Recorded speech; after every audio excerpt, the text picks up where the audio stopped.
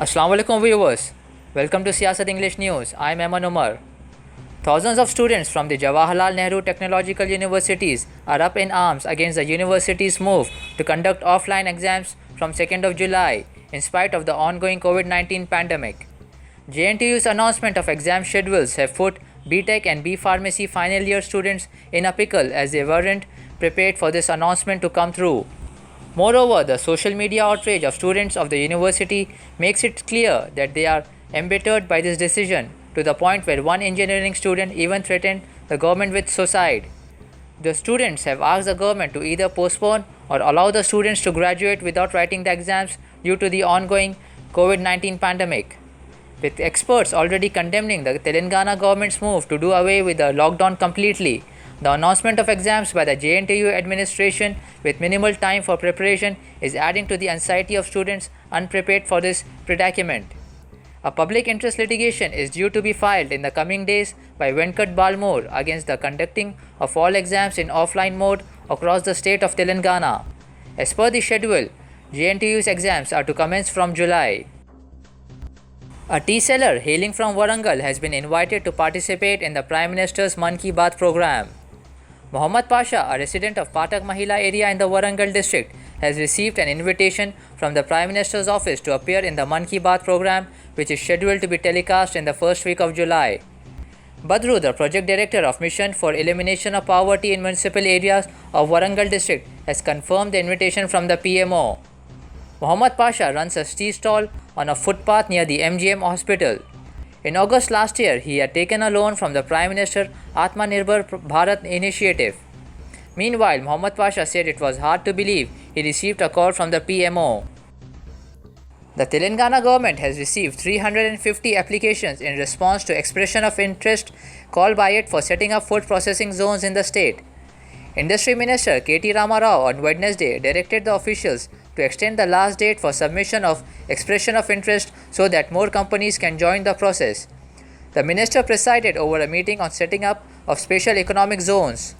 Minister for Agriculture Niranjan Reddy and Minister for Civil Supplies Gangulu Kamalakar and senior officials attended the meeting.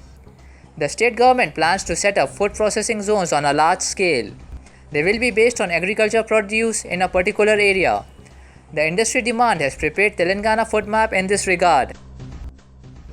A 66-year-old wrestler is a source of inspiration to the youth near the Golconda Fort area.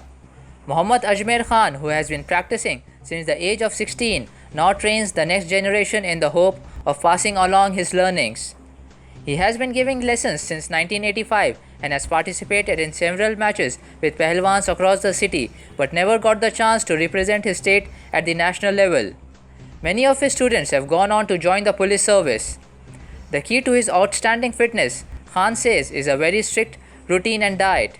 He coaches at the Muhammadiyah Talim, where he stays with 6 other family members in a room. He further asked the government for financial support as he has no other income apart from the minimal fees he charges for the training. After Suheldev Bharatiya Samaj Party chief Om Prakash Rajbhar's snub, All India Majlis-e-Ittehadul Muslimin, like in West Bengal, may once again have to contest the upcoming Uttar Pradesh state election on its own. However, the Hyderabad-based party might put up candidates in about 50 seats, if not 100, in the polls.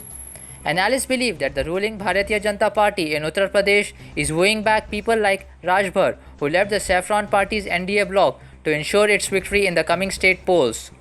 In the 2017 UP elections, the MIM contested 38 seats but could not win a single seat and managed to secure only a 0.2% of the vote share. The Kingdom of Saudi Arabia is going to include the Chinese language in the syllabus at all stages of education in Saudi schools and universities, the Saudi press agency have reported.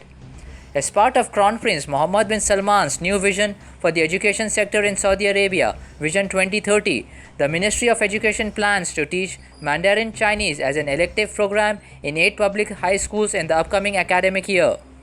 Mandarin will be taught at 4 schools in Riyadh, 2 in Jeddah, and 2 in the Eastern Province, including 2 girls' schools at the first stage.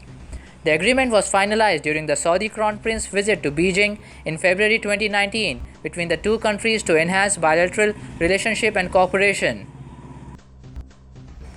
India on Wednesday extended the suspension on international commercial flight operations till 31st of July 2021. The circular said that the restriction shall not apply to international all cargo operations and flights specifically approved by the DGCA. However, international scheduled flights may be allowed on selected routes by the competent authority on case-to-case basis. Passenger air services were suspended on 25th of March 2020 due to the nationwide lockdown to check the spread of COVID-19.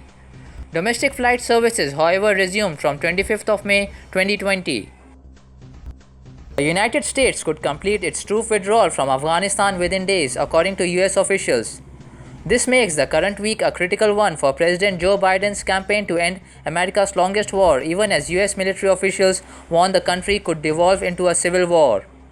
A defense official insisted to CNN on Tuesday that the number of US troops in Afghanistan for embassy protection and airport security would not exceed 650 for now. As many as 1,000 US troops could remain in the country after the formal withdrawal to assist in securing the US embassy in Kabul and the city's airport, a senior administration official told the CNN, and it is now unclear how long North Atlantic Treaty Organization troops will remain. Veteran Bollywood actor Naseeruddin Shah has been admitted to Mumbai's Hinduja Hospital. According to reports, Naseeruddin Shah was hospitalized on 29th of June after he was diagnosed with pneumonia. The news was confirmed by Naseeruddin Shah's manager. His manager said that he is under medical supervision and responding well to the treatment. His wife Ratna Pathak Shah and kids are by his side. He is expected to get discharged today or by tomorrow. A new cricket stadium in Abu Dhabi has started its renovation and will be ready for the start of the 2020 World Cup and available for use if needed. The International Cricket Council on Tuesday confirmed that the ICC Men's 2020 World Cup 2021 will be staged in the United Arab Emirates and Oman due to the ongoing COVID-19 situation in India. The BCCI will remain the host of the event, which will now be held in Dubai International Stadium, the Sheikh Zayed Stadium in Abu Dhabi, the Sharjah Stadium and the Oman Cricket Academy ground from 17th of October to 14th of November 2021. That's it for today. Thank you, viewers.